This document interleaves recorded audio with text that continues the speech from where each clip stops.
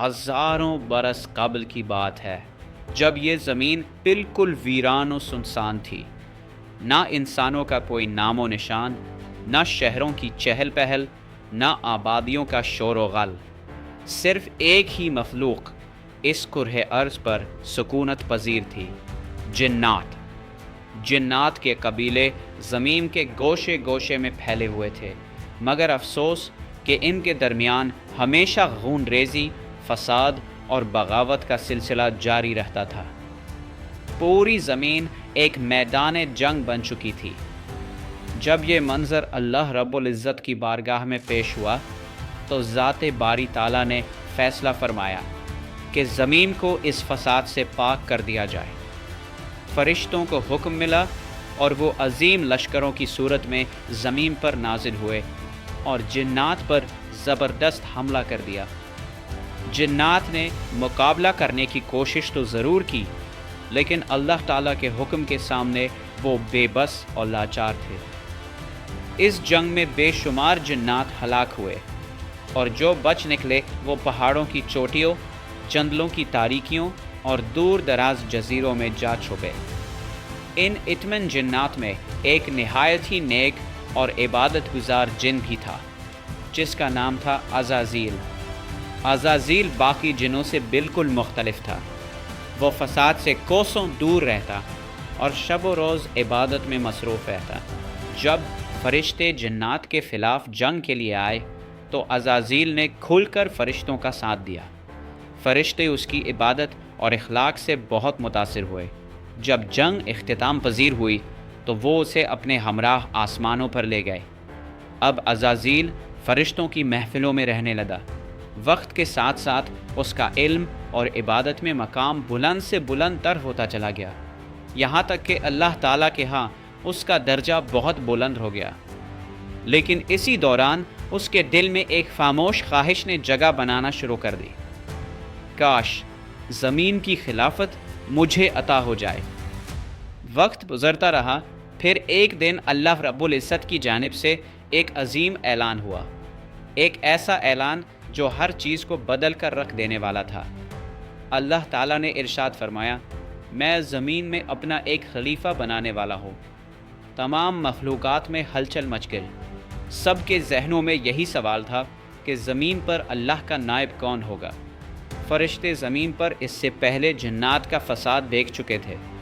انہوں نے حیران ہو کر اللہ رب العزت سے عرض کیا، کیا تو زمین میں ایسے کو خلیفہ بنائے گا جو فساد کرے گا اور خون بہائے گا، حالانکہ ہم ہر وقت تیری تسبیح اور پاکیزگی بیان کرتے ہیں۔ اللہ تعالیٰ نے جواب میں فرمایا، میں وہ جانتا ہوں جو تم نہیں جانتے۔ دوسری طرف عزازیل یہ اعلان سن کر بہت خوش ہوا۔ وہ پوری طرح مطمئن تھا کہ اللہ کے ہاں اس کا جو بلند مقام ہے، اس لیے اب زمین کی خلافت تو یقیناً اسے ہی ملنے والی ہے۔ لیکن پھر ایک ایسا واقعہ پیش آیا جس نے سب کو حیران کر کے رکھ دیا۔ اللہ نے قرآن پاک میں فرمایا، اور یقیناً ہم نے انسان کو گارے سے بنایا جو سڑی ہوئی سیاہ مٹی سے تیار کیا گیا تھا۔ سورۃ الحجر 26 سے 29۔ اللہ تعالیٰ نے حضرت اسرائیل علیہ السلام کو حکم دیا کہ وہ زمین کے مختلف علاقوں سے مٹی جمع کریں۔ حضرت اسرائیل علیہ السلام نے پہاڑوں، میدانوں، صحراؤں اور زرخیز زمینوں ہر جگہ سے تھوڑی تھوڑی مٹی اکٹھی کی۔ یہ مٹی مختلف رنگوں کی تھی۔ کسی جگہ کی مٹی نرم تھی اور کسی کی سخت۔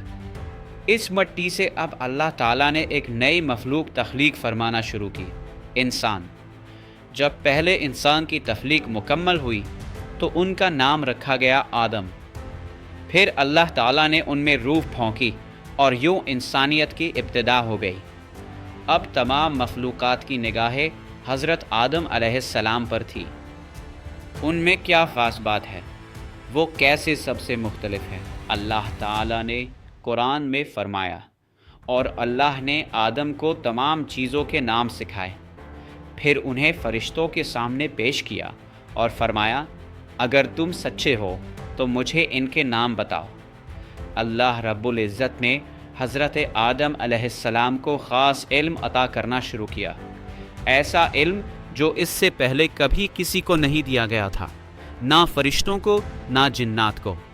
اب اس علم سے متعلق امتحان لینے کی باری تھی۔ اللہ تعالیٰ کی طرف سے فرشتوں اور حضرت آدم علیہ السلام کا امتحان لیا گیا۔ فرشتوں نے عرض کی، اے اللہ تو پاک ہے، ہمیں تو صرف اتنا ہی علم ہے جتنا تو نے ہمیں سکھایا ہے، بے شک تو ہی سب کچھ جاننے والا اور حکمت والا ہے۔ فرشتے کسی سوال کا جواب نہ دے سکے، جبکہ حضرت آدم علیہ السلام نے تمام سوالوں کے بالکل درست جوابات دیے۔ اب فرشتوں پر بالکل واضح ہو گیا کہ انسان ان سے بہت برتر ہے، اور پھر وہ دن آ گیا جب زمین کی خلافت کا حتمی فیصلہ کیا جانا تھا۔ مجلس میں تمام فرشتے اور عزازیل بھی موجود تھے۔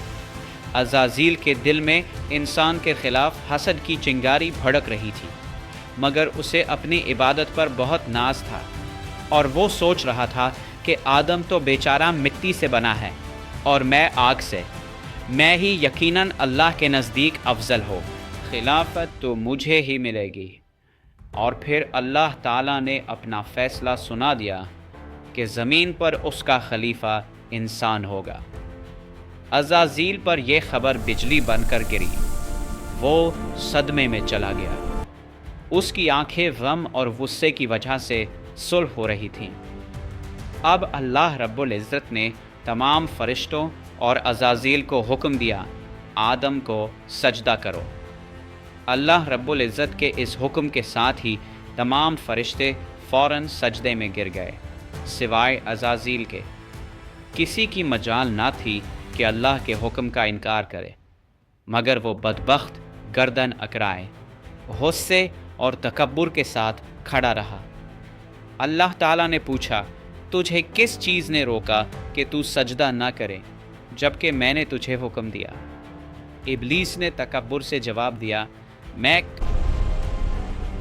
کیوں سجدہ کروں؟ میں آگ سے بنا ہوں، یہ تو انسان ہے، یہ مٹی سے بنا ہے، میرا رتبہ اس سے زیادہ ہے، میں سجدہ نہیں کروں گا۔ رب العزت نے نہایت جلال سے فرمایا، نکل جا یہاں سے، تجھے یہ حق نہیں کہ یہاں تکبر کرے، یقیناً تو ذلیلوں میں سے ہے۔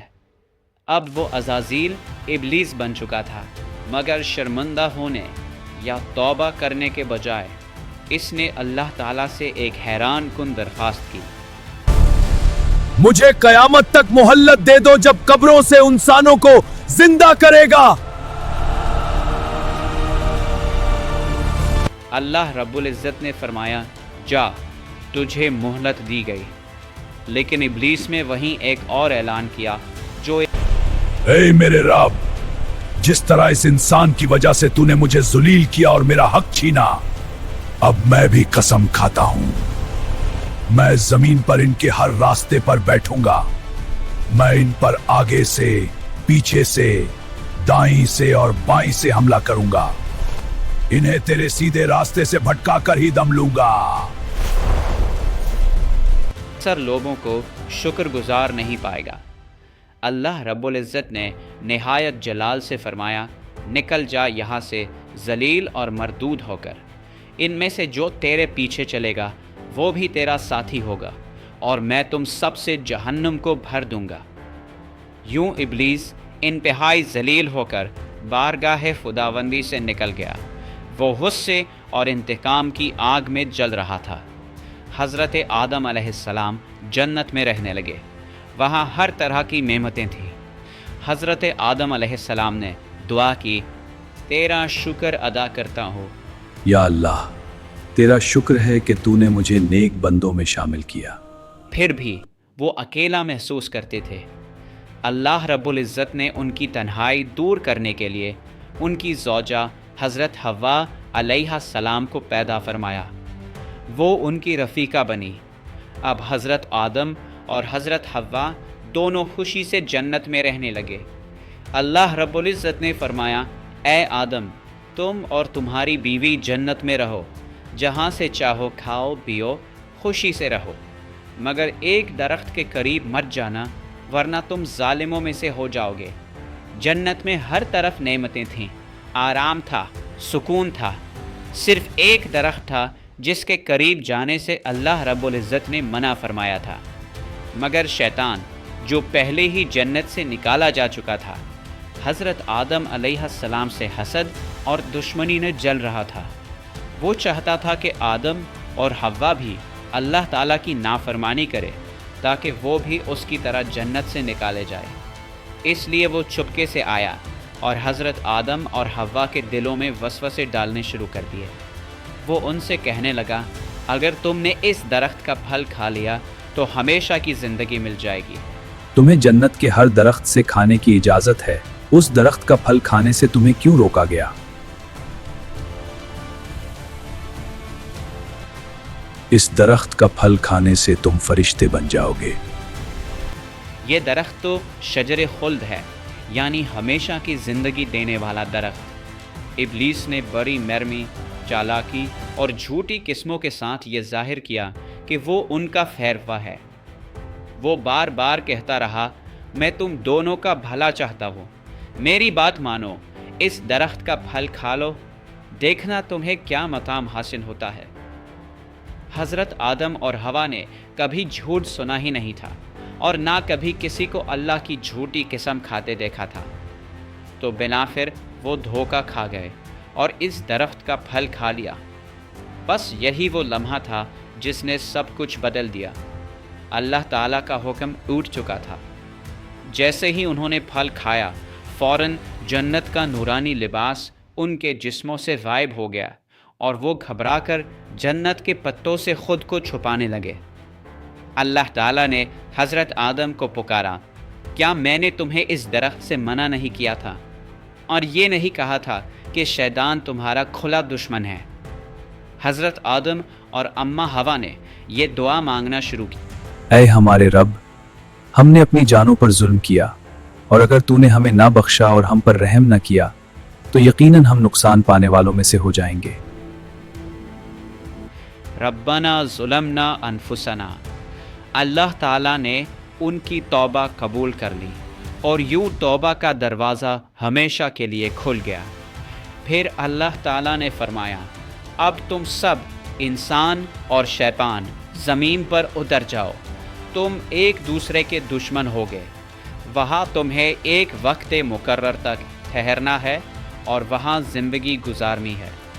हज़रत आदम और हज़रत हव्वा को जन्नत से उतार कर इस ज़मीन पर भेज दिया गया, लेकिन वो ज़मीन के मुख्तलिफ़ हिस्सों में उतरे।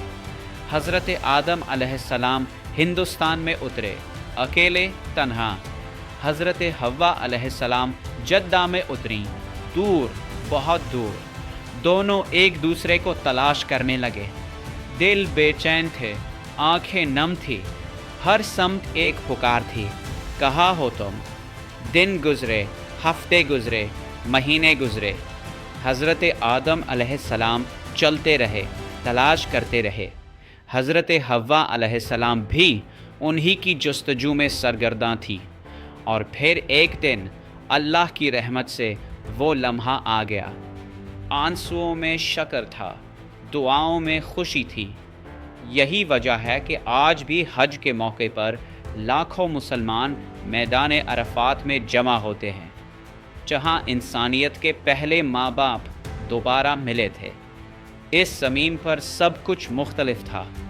यहाँ आकर उन्हें पहली बार भूख का एहसास हुआ, पहली बार खेती बाड़ी की, रोटी पकाई और तब जाकर पेट भरा।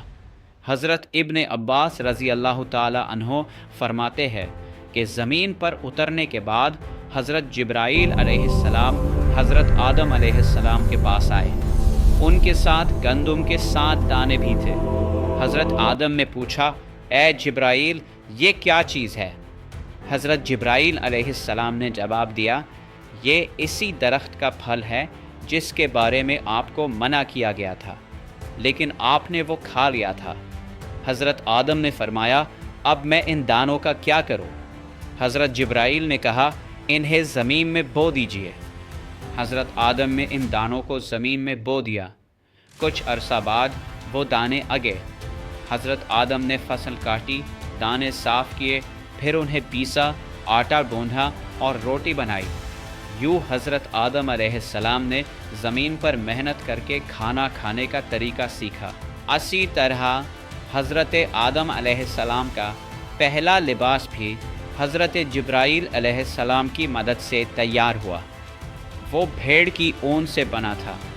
پہلے انہوں نے اون کاٹی، پھر چرخے پر دھاگا بنایا، پھر حضرت آدم علیہ السلام نے اپنے لیے ایک جبہ اور حضرت حوا کے لیے قمیض اور اوڑھنی تیار کی، اور یوں اس زمین پر انسانیت کا آغاز ہوا۔ انسان اور شیطان کی کہانی شروع ہوئی، ایک ایسی جنگ جو آج تک جاری ہے۔